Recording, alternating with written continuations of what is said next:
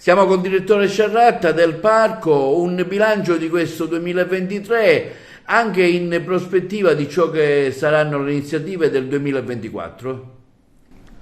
Devo dire il bilancio del 23 che si sta per chiudere è stato un bilancio positivo, non solo in termini di visitatori, abbiamo raggiunto il 1.000.000 di visitatori, ma soprattutto in termini culturali.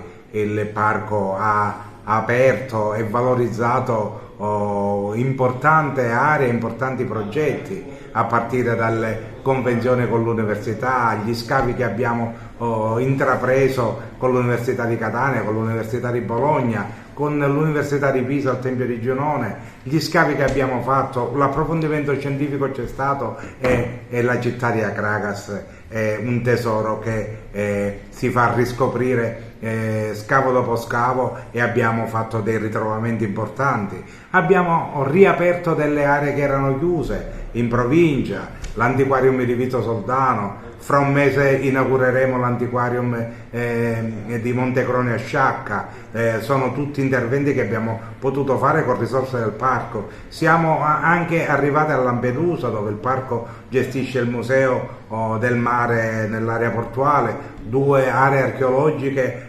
importanti e il Dammuso di Casa Teresa. Siamo riusciti a fare le manutenzioni e abbiamo dei progetti per il 2024. Casa Diodoros, il progetto sul paesaggio importante che abbiamo messo in piedi, la musealizzazione del Tempio di Zeus con l'innalzamento di uno dei telamoni messo in piedi. Dico, devo dire alla fine un bilancio molto positivo in termini culturali che ci ha consentito di mettere in riga tutte le progettualità che avevamo intrapreso.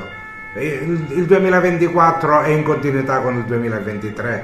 Per noi operatori del mondo dei beni culturali è sempre un lavorare partendo dalla manutenzione, dalla salvaguardia, per poi arrivare alle politiche di valorizzazione. Per il 2024 abbiamo importanti progetti, a partire dal il manufatto dove era allocato l'ex posto di ristoro. Abbiamo già messo i fondi per la sua ristrutturazione per farne diventare un centro culturale. I lavori inizieranno a fine gennaio. A fine gennaio, come dicevo, abbiamo l'inaugurazione dell'area del Santuario di Zeus con il telamone che farà da faro e da campanello di curiosità dell'intera area, ma abbiamo terminato le procedure di gara e abbiamo il vincitore del progetto di restauro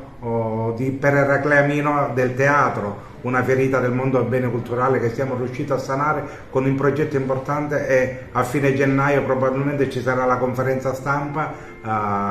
Stiamo organizzando con l'assessore e con la struttura dei beni culturali, perché dicevo è un progetto importante che abbiamo terminato le procedure, così come tutte le aree e le altre iniziative. Il 2024 si apre con l'apertura di tutti gli altri siti, è stato pubblicato il decreto per le nuove tariffazioni, ci saranno dei biglietti di ingresso per i siti importanti da Monte Adranone al Museo di Palazzo Panetteri sino a Licata. Ci saranno delle tariffazioni e possibilità di fare dei cumulativi che metteranno insieme visita alla valle e visita nei siti periferici. Devo dire, non abbiamo smesso di lavorare e abbiamo in cantiere dei progetti molto importanti.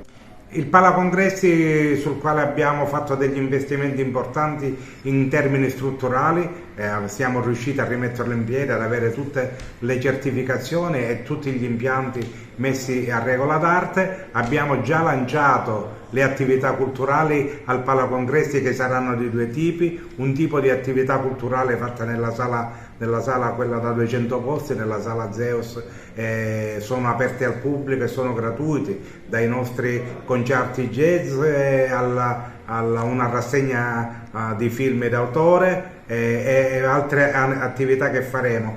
Nella sala grande invece abbiamo già un cartellone presentato, un direttore artistico che si chiama Tano Aronica, al quale ci siamo rivolti per avere un cartellone di qualità che aprirà con Gifuni, l'attore premiatissimo nel 2023, con un progetto importante sulle letture delle lettere degli ultimi giorni di Aldo Moro, e a proseguire con altri 4 spettacoli importanti.